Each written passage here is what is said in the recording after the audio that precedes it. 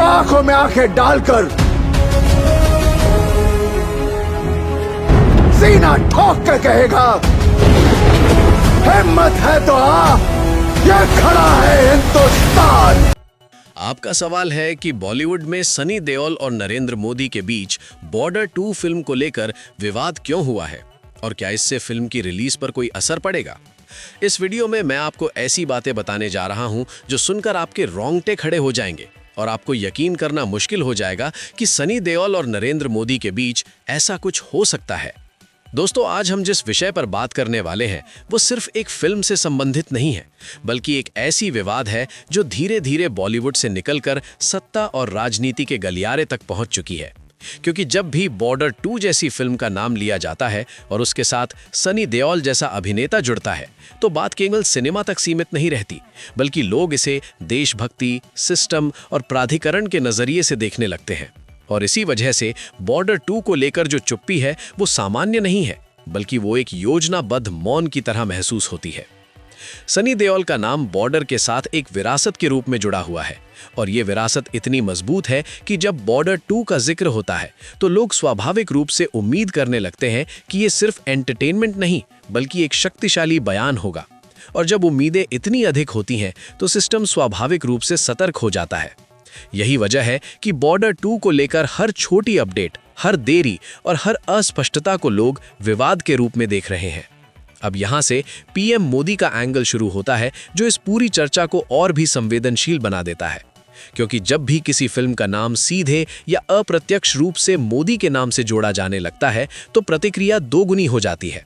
चाहे आधिकारिक तौर पर कुछ कहा जाए या न कहा जाए, लेकिन जनता की धारणा अपनी जगह बना लेती है। और बॉर्डर 2 के मामले में भी कुछ ऐसा ही हो रहा है, जहां लोग पूछ रहे हैं कि क्या सच में इस फिल्म को लेकर ऊपर तक बात पहुंच चुकी है या फिर ये सिर्फ एक अफवाह है जिसे जानबूझकर हवा दी जा रही है। इस विवाद का सबसे दिलचस्प हिस्सा ये है कि न तो बॉर्डर 2 के निर्माताओं ने खुलकर कुछ कहा है और न ही कोई मजबूत इनकार आया है। जब दोनों तरफ से स्पष्टता नहीं मिलती है तो दर्शक खुद ही निष्कर्ष निकालने लगते हैं। कोई कहता है कि दबाव है, कोई कहता है कि नियंत्रण है और कोई कहता है कि देशभक्ति जैसी चीजों को आज के समय में और भी संवेदनशीलता से संभालना पड़ा है। और इसी भ्रम का फायदा सोशल मीडिया पर वायरल कंटेंट बनाने वाले निर्माता उठा रहे हैं। सनी देओल का इमेज हमेशा से एक निर्भीक और स्पष्टवादी अभिनेता का रहा है। उनके नाम से ही लोगों के दिमाग में शक्ति और विद्रोह का विचार आता है। और जब ऐसा अभिनेता बॉर्डर 2 जैसी फिल्म का हिस्सा होता है तो स्वाभाविक रूप से ये धारणा बन जाती है कि कुछ ऐसा जरूर होगा जो लोगों को सोचने पर मजबूर करेगा।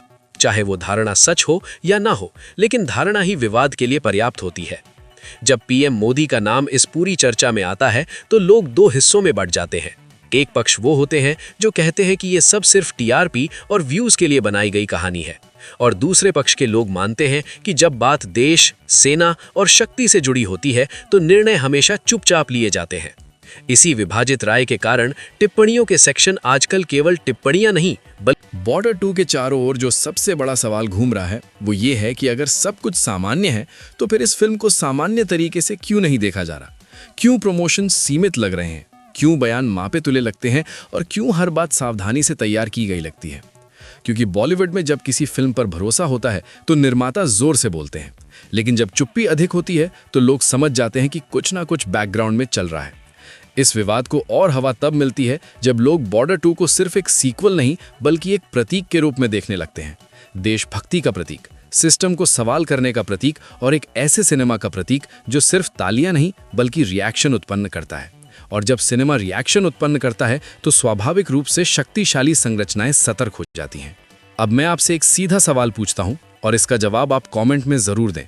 क्या आपको लगता है कि आज के समय में सिनेमा को पूरी आज़ादी होनी चाहिए, चाहे वो कितने भी संवेदनशील विषयों पर क्यों ना हो, या फिर देश और शक्ति से जुड़ी चीज़ों पर एक सीमा होनी चाहिए?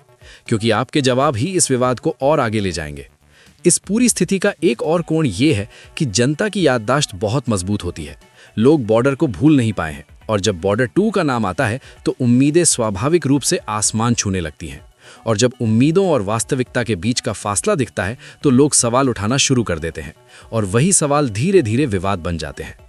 आखिरी बात यह है कि चाहे ये विवाद असली हो या केवल धारणा पर आधारित हो, लेकिन ये स्पष्ट है कि बॉर्डर 2 ने रिलीज से पहले ही एक तूफान पैदा कर दिया है। सनी देओल का नाम, पीएम मोदी का एंगल और चुप्पी का संयोजन इस विषय को और ज्यादा विस्फोटक बना रहा है। और जब तक स्पष्ट संचार नहीं होता तब तक ये सवाल, ये बहसें और ये वीडियो रुकने वाले नहीं हैं, क्योंकि जब तक जिज्ञासा जीवित है तब तक विवाद भी जीवित रहेगा। अब बात और भी दिलचस्प हो जाती है, क्योंकि बॉर्डर 2 को लेकर जो प्रतिक्रिया केवल बॉलीवुड तक सीमित रहनी चाहिए थी, वो अब सार्वजनिक चर्चा का हिस्सा बन चुकी है।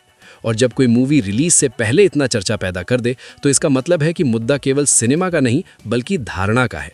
सनी देओल का नाम इस धारणा को और भारी बना देता है, क्योंकि उनके साथ एक ऐसा इमेज जुड़ी हुई है जो समझौता नहीं करती।